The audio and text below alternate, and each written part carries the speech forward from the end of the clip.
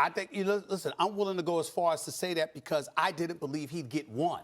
But I also said if he got one, I think he could get the 4. It's overcoming that initial hump. That's the key in all of this. You're almost playing with house money at this particular moment in time. You got to remember, because Tiger Woods hasn't won all of this time, what have we been talking about? We haven't been talking about just the injuries. We talked about what preceded those injuries. We talked about 2007. We talked about what happened with him and his family. We talked about how the mojo was gone because you were so fixated on making sure people were more receptive to you, that they had forgiven you, that somehow, some way you owed the world an apology, not just your family, your ex-wife, your children, etc. You owed the world an apology. The fact that you had to deal, even though that wasn't the case in recent memory, for those first few years, it was undeniable. He had to deal with all of that. Excuse me, that's bypassed now. The injuries appear to be a non-existent right now. If you don't have those injuries and you don't have the backdrop of that nonsense taking place in your life to the point where everywhere you go, people are looking at you with raised eyebrow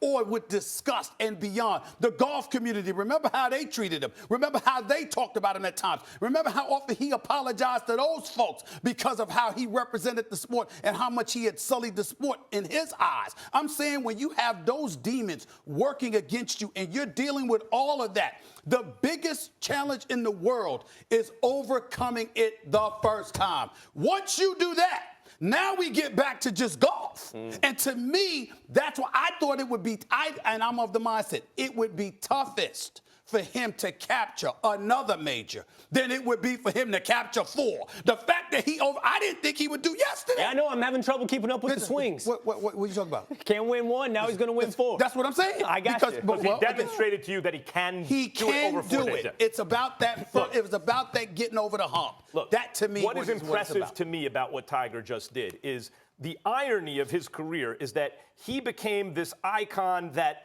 like a lot of fathers and mothers with athletic children, started putting golf clubs in their hands. For the first time, athletes who may have done other things could actually compete in real sports started playing golf. So he came into an era as an older injured player with much better players than the era he started in. And we saw guys like, you mentioned Spieth, and you mentioned Dustin Johnson and McIlroy and all these guys, Jason Day, one after another, these like young phenoms. Maybe he's the next Tiger Woods. He's now in a field of Tiger Woodses, always of the next Tiger Woodses, and he beat him. Now, I don't think he is, if he is the best golfer in the world, it's probably not by much. It's real because he's older and they're better.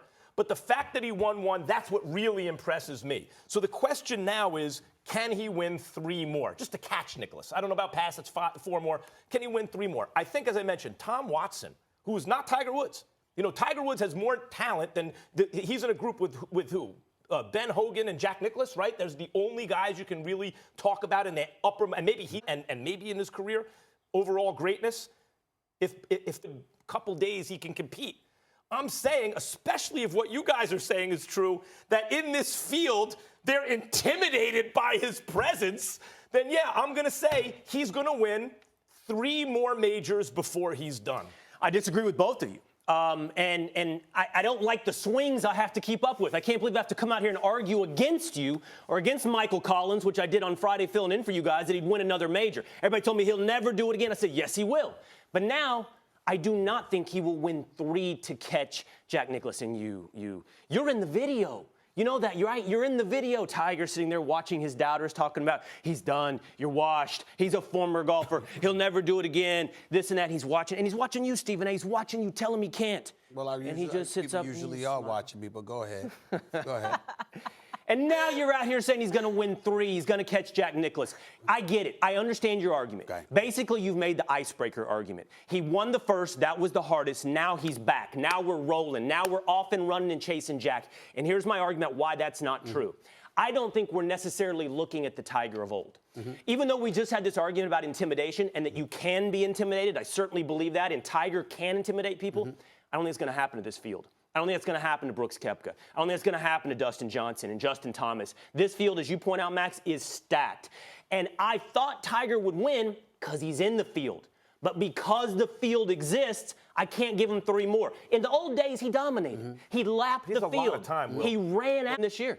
I think he'll either win at Bethpage or Pebble. But I can't line him up for him to win in his 40s, which would be rare. It's been done where you win multiple in your 40s, which would be rare again. Modern medicine, granted. Tiger shape, granted. Technology, granted. I can't give him 3 in his 40s. Tell me. See, here's the problem with your argument. Number one, you're acting like Tiger has to be elite in order to win. See, in the sport of golf, as you well know, some other people can fold. That's what happened yesterday. Time out. To your timeout. I'm not saying he has to be elite to win. I'm saying he has to be elite to win multiple. Because we're talking about 3 here. But here's the problem with your argument. You act like this is basketball or football where you have a regular season and then the playoffs and then at the end of the year, a champion is crowned. No, excuse me. You have multiple majors each year. And so when I'm looking at it, I'm saying that you got numerous chances at the apple. Tiger Woods ain't going anywhere anytime soon. I think it's safe to say we can expect him to compete in at least 12 more majors in his career because he's going to be golfing for at least the next 3 years or so. I think we can expect to see that. And I think when you look at it from that perspective, I'm saying, excuse me, who out there can you definitively say is going to get it done? Remember when he won in 1997, he won by 12 strokes. Remember that he was like 18 under, if I remember correctly. Remember that Jordan Spieth didn't do it. He was the only person to match. I wasn't wrong until yesterday. Up until yesterday, I actually had been right all of these years, but certainly he proved me wrong yesterday, and I can't be happier for him because you know what? You need Tiger in the sport of golf. You need Tiger in order to keep golf relevant, and I'm happy about it. This is why I didn't see it coming, though. His performance, even though we had seen that to some degree with some of the non-major tournaments that he had won over the years, what resonated to me was Koepka and him, hitting it into the water on 12, Molinaro hitting it into the water on 12. I saw Tiger's footsteps. I heard his footsteps, and I saw him creeping up on those cats, and I saw them wilt beneath that pressure. That is what I have not seen for the better part of the last decade plus. I did not see that coming. And obviously, you know what, he birdied 3 of his last 6 holes. We saw it, 12, 13, 15, 16. That shot on 16 was something spectacular. No credit away from him whatsoever. It was a spectacular performance when you consider the fact that he was at least par, better than par, all 4 days. All 4 days he played well. And what had I been saying all of this time? I have no doubt that Tiger can do whatever it is that he can do of 4 days. I did not see that coming. I did not see the intimidation factor, which I think cannot be underestimated. I did not see guys wilting beneath the pressure. I didn't see any of that coming. And the fact that that showed up, particularly yesterday in the final round where he was trailing, and it's the first time he won a major after trailing, I think is tremendous. And I'm incredibly happy, not just for him, but for all of us, because golf is elevated in terms of interest in our mind's eye yet again. He was back in 3 ways. Number one, his back was back. He talked about he had to get on the floor to play with his kids. I've been there, L45S1. You can't move. Anywhere you turn is excruciating. If you need your lower back for torque at all, you will not be good. So his back came back. And that was, you could see all the difference. Second thing was, as a result of the fact he could play again, his short game came back. That's what he was otherworldly at, right? His short game. So his back's back, his short game's back, and then he's back at Augusta. He knows it really well. 12th hole, par 3. No one else wants to play that conservatively. Tiger knows it's his 5th win, 5th Masters win. He knows just stay out of the water, right? Let me just get it on the green. So, yeah, for all those reasons, he came back. And finally, look, guys, you do not need the athletic ability to play golf that you need to play real sports. Let's be honest. So, like Tom Watson, when he was 59 years old, almost won the British Open at 59. Because the kind of athleticism you need to play like basketball or football goes away quickly. But golf, you can have a much, much longer career. This was not surprising. When you're competing, it's relative to what you play. In other words, sure, if you're coming from a boxer or an MMA fighter or even a basketball or football player where there's offense and there's defense and somebody can literally stop you, sure, that's different. But when you are a golfer, the sport of golf, the pressure of knowing that you have to be perfect, that you have to be devoid of mistakes because you hear somebody who's been elite in the past nipping and tucking at your heels, that from a psychological perspective is pressure. And pressure is usually psychological more so than anything else. You know sports well enough. You covered boxing and other sports. You know good and damn well that is a reality. You're making a good point. I would say this.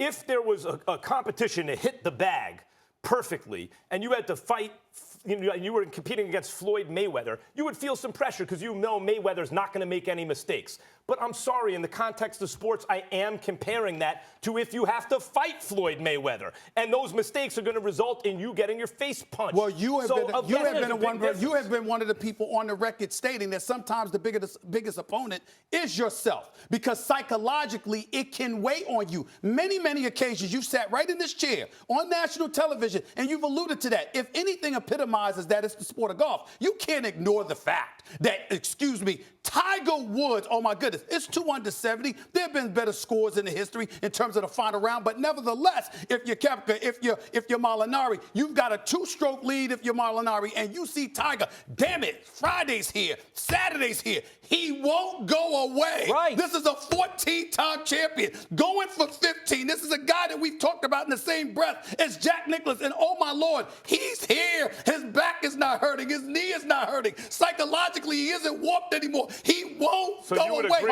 Damn, I give you this I pin. might be under some Take all pressure that. right So now. Take all that. So I you give would agree that in order for anyone that you just mentioned to beat Tiger, they would have to who you're going against, Well, and understand no, don't that understand that, you have to be damn near flawless. Max is to pull just this saying off. he doesn't focus on the competition. He's just built tougher. But by the way, take everything neither Stephen A does just Tiger, said. right? Add like, $2 is million. Tiger from the competition? I mean, Add $2 in the million, past, clearly, it took him 11 millions years of to get eyeballs, back. legacy, the moment, all that, and you say anybody that doesn't realize that they can be absolutely and utterly without mistake, they're weak? No, that's not what I'm saying. What I'm saying is, since you are competing against yourself, a point that you guys keep making, concentrate on yourself. If that's the hardest thing to do in golf, we're bending over backwards to give golfers extra credit. Concentrate on your game. If Tiger Woods' presence throws you off your game, you didn't deserve to win. Here's where your point goes right out the window. In a sport like basketball, how many times have we seen a guy on the line with seconds left? There's no defense then. It's a free throw. Yep. That's a part of the game of basketball. Excuse me, some of the guys that you've witnessed in the past, their demons come out because at the free throw line, in pressurized moments, they're penning. How many times have we seen a guy shoot 80, 85, Changing even the 90% argument. from the field, and I then agree all of a with- sudden, that's a great- they're in a pressurized moment, and it's the free throw. There's no defense there, but they miss it. I'm not saying that pressure doesn't exist and affect people. What I'm saying is if you're on the free throw line and you miss the free throw because LeBron James is on the other team, that's soft. That's weak. So if you miss the puck